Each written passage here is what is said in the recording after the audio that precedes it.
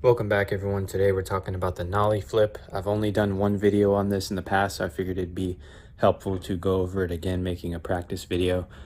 This is how I set up for Nollie flips. You'll notice that the back foot's not pointed very much. Sometimes people like to point their kick flips or Nollie flips or fakie flips.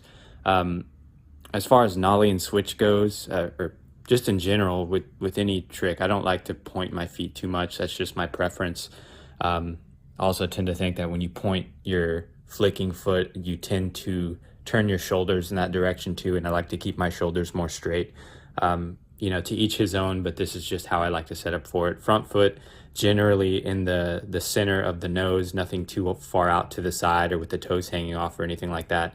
Again, you can do a Nollie flip many different ways. I just like to keep it pretty straightforward here. No pointed feet, just, pretty straightforward. Again, popping foot pretty much in the center. Play around with it and see what works best for you, but this is how I like to do them myself. So I think the most important thing with a Nollie flip is taking what you've learned from a kick flip and just applying it to the opposite foot. It's really like learning your motor skills all over again. And when I say that, people think of motor skills like as if you're a kid learning how to ride a bike or how to do certain tasks with your hands or things like that. And that's what people think of when you're thinking about motor skills. But it's really, it applies to skateboarding as well, because if you think about it, or you can also look up the definition of motor skills, and motor skills are like a predetermined, a learned ability to get a predetermined outcome with maximum certainty, or something to that effect. That's basically what motor skill is. So that's what you're doing in skateboarding. You're building up your skill to flick and pop and move your board in a certain way to get that outcome with maximum certainty, right? Not every time you're going to, you're not going to land every trick that you try, right? That's crazy. But over time, you'll become more certain of that to the point where you master it or you land it 9 out of 10 times. And that's the most important part when you start doing Nollie and switch tricks as well, because you're training your opposite foot to do things that it's not used to doing. In this case, your back foot is doing the flicking.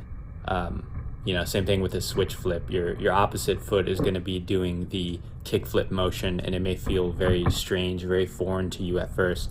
So this is something that I like doing when I'm not familiar with the trick, or when I want to get used to flicking something, flicking a certain trick over and over again.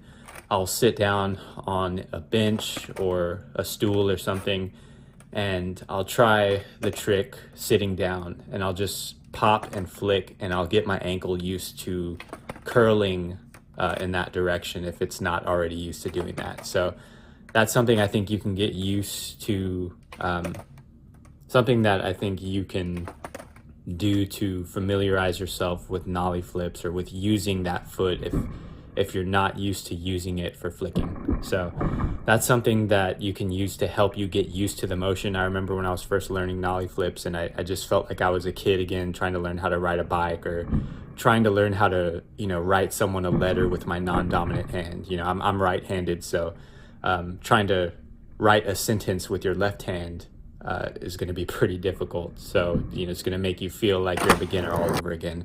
And that's something that happens when you do Nollie and switch tricks if you're not familiar with them.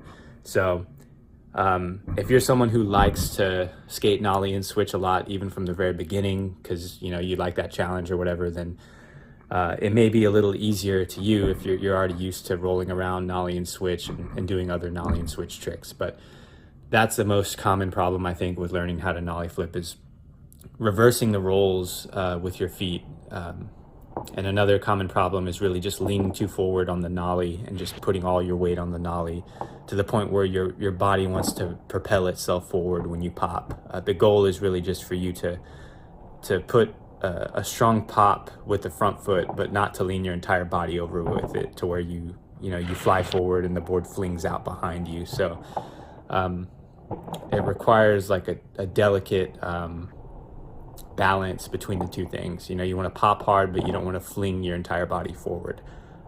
Same thing with the back foot. You don't want to really you don't want to get too much friction and just fling the board going backwards.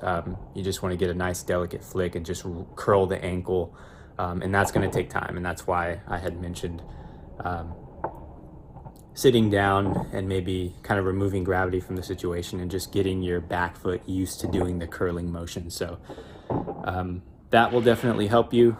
I also think personally that it helps to keep your feet kind of straight. Don't point them too much. Again, not everyone does that, but I just think it helps to keep it that way. So those are my tips on nollie flips. Hopefully those tips helped you guys. Comment down below, as always, what you want to see in the future, and I will see you next time.